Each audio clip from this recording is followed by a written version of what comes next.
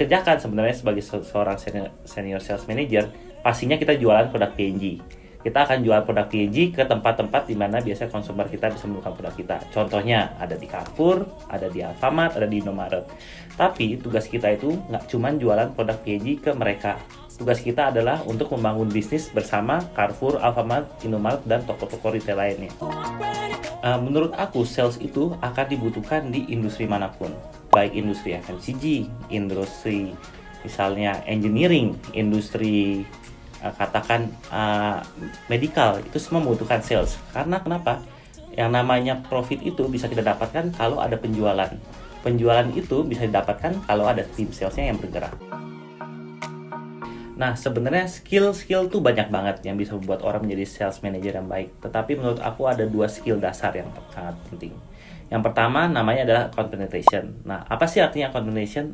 Account penetration itu adalah gimana kita mengenal orang yang akan kita berjualan. Contohnya aku ambil lagi, misalkan tadi aku bercerita tentang Indomaret.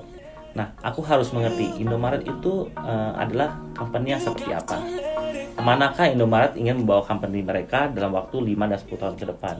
Kemudian aku harus mengerti dan mengenal orang-orang yang menjadi representatif Indomaret yang akan bertemu dengan aku.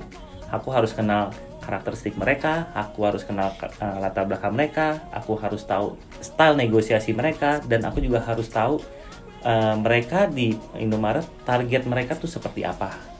Sehingga pada saat aku sebagai seorang sales manager P&G datang ke mereka, aku sudah mengerti apa yang sebenarnya mereka perlukan dari P&G.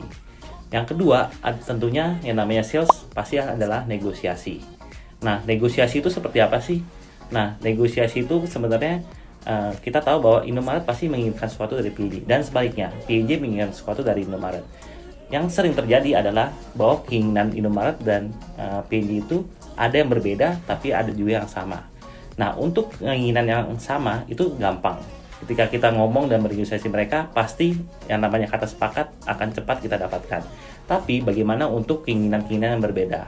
Nah, disitulah sebenarnya skill negosiasi sangat penting, di mana kita ingin supaya Indomaret dan P&G mungkin tidak mendapatkan keinginan yang pertama mereka inginkan, tapi kita dapat mendapatkan suatu kesepakatan di mana at least kedua belah pihak mendapatkan sesuatu yang sama-sama memuaskan. Ada satu skill lagi yang penting jika kalian menjadi sales manager, yaitu gimana kalian bisa menjadi people manager. Nah, people manager itu nggak cuman istilahnya jadi manager. Kalau yang namanya manager itu kan pasti kerjaannya cuman nyuruh kasih kerjaan. Oke, tolong dong kerjaan ini, tolong dong kerjaan ini. Tapi yang namanya people manager adalah gimana kalian sebagai manager dapat mendevelop tim kalian yang report kepada kalian. Dan nggak juga ngomongin soal development skill, tapi kalian harus juga bisa mengembangkan mereka secara pribadi. Jadi adakah keinginan personal mereka yang sebenarnya mereka bisa kembangkan di tempat mereka bekerja. Dan seringkali berdasarkan pengalaman aku bisa melihat bahwa sebenarnya mereka punya mimpi di masa depan, di mana untuk meraih mimpi mereka di masa depan, mereka mendapatkan skill itu di tempat mereka bekerja.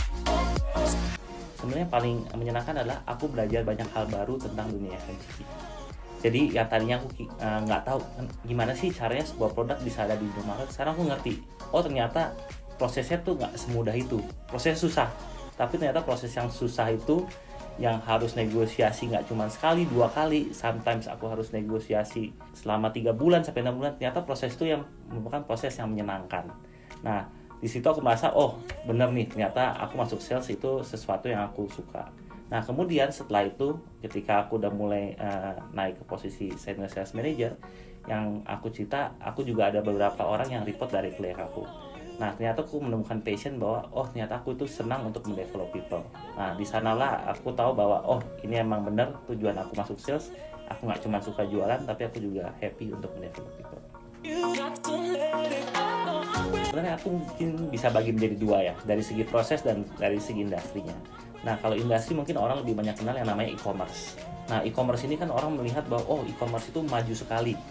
Kayak kita tahu banyak perusahaan besar dari Lazada, Shopee, JD, mereka merupakan perusahaan-perusahaan e-commerce yang besar. Tapi sebenarnya apakah e-commerce itu akan sepenuhnya menggantikan nih model-model bisnis seperti retailer kayak Indomaret, Carrefour, atau pasar basah, atau misalnya toko kelontong pinggir jalan? Jawabannya belum.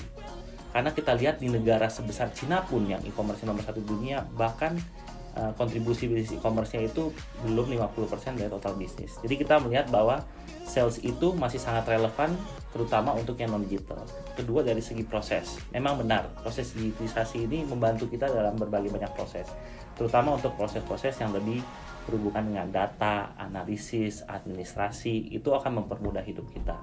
Tapi yang namanya jualan, kalau kita menggunakan digital, itu kita istilahnya menyebutkan sebagai pull marketing, di mana orang melihat ke arah layar, dia melihat secara pasif dan dia membeli sendiri. Sementara jualan secara langsung ada istilah push-nya.